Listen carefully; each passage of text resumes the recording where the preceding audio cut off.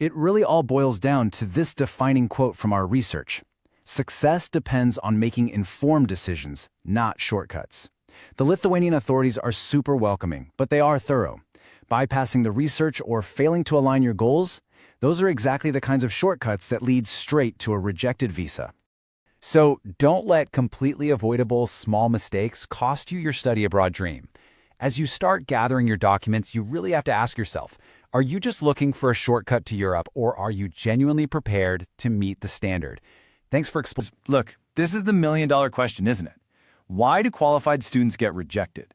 Have you ever wondered why some people get their visa approved super smoothly, while others face absolute rejection, even when their qualifications look pretty much identical? Man, it's incredibly frustrating to put in all that blood, sweat, and tears, get the grades, secure the funding, and still get hit with a no. Well, the answer isn't just random bad luck. There's actually a very specific logic at play here, and that's exactly what we're going to decode today. So here is the foundational truth you need to know. Lithuanian immigration authorities, they don't just check if you have a basic admission letter and stamp your passport. Honestly, that's barely step one. What they really do is assess your true intent. They totally expect genuine students who have actually, thoroughly prepared for an academic journey. Over the next few minutes, we're going to break down the specific traps that make an applicant look unprepared to these officers, and we'll cover how you can avoid every single one of them. All right, let's jump right into Section 1, the Study Abroad Trap, where we look at social media myths versus reality.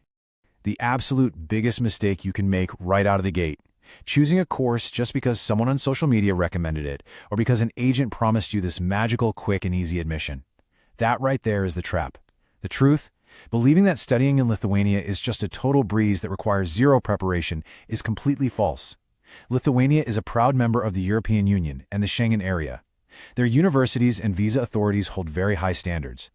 They expect genuine students who are academically prepared and financially capable. They are definitely not looking for people who just want a shortcut. Moving on to Section 2, Academic Choices that Backfire and Building a Logical Study Plan. A lot of students completely ignore university accreditation, and they fall right into this massive trap of picking a school solely because it has a low tuition fee. But as it turns out, a cheap price tag shouldn't be your only green light. Visa officers look incredibly deeply at the quality of the education you're signing up for. You've got to apply to recognized, accredited higher education institutions. You really need to look at the international recognition, the actual graduate opportunities, and whether this specific program actually aligns with your long-term career plans. And that brings us to a super crucial concept, academic progression.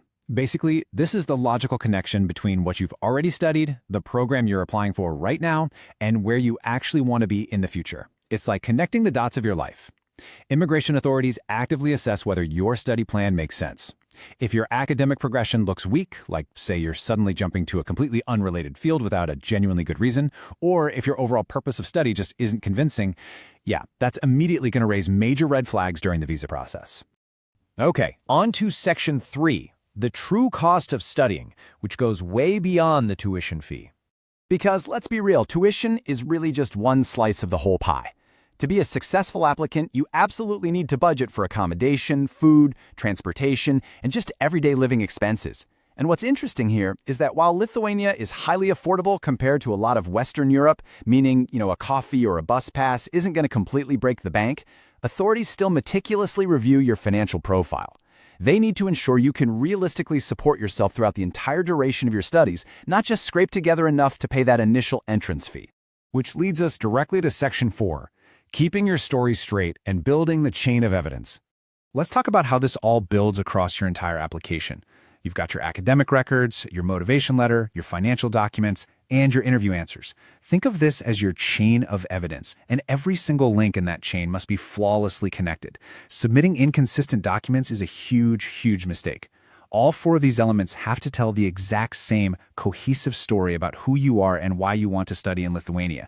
If there are any contradictions, like if what your motivation letter says doesn't match how you answer a question in your interview, it absolutely will negatively affect your application. And firmly woven into that chain of evidence is your language ability. Do not forget about the language requirements. There's this super common misconception that if a university accepts you into an English-taught program, boom, you're good to go. Nope. You still need to prove to the authorities that you have sufficient English proficiency. You have to be able to succeed academically, sure, but just as importantly, you need to communicate confidently during your actual visa interview process. All right, Section 5, the part-time job myth, and the absolute golden rule of education first. A major trap we've uncovered here is relying on a part-time student job as your primary financial plan. While student jobs can for sure help out with living expenses, they should absolutely never be presented as your main source of support. Immigration officers want to see that your main purpose in Lithuania is always education, period. If they even sense that you're using a student visa primarily as a backdoor to enter the workforce, you are definitely going to face rejection. So let's get into Section 6, doing it the right way, and the real benefits of authentic preparation. Because when you navigate this whole process genuinely, the rewards are actually pretty phenomenal. Lithuania offers internationally recognized degrees that hold real weight globally. You get to study in highly modern universities, benefit from incredibly affordable tuition compared to many other Western European countries, and crucially, you gain access to the broader Schengen region. This is exactly what you unlock when you apply as a genuinely prepared, fully informed student.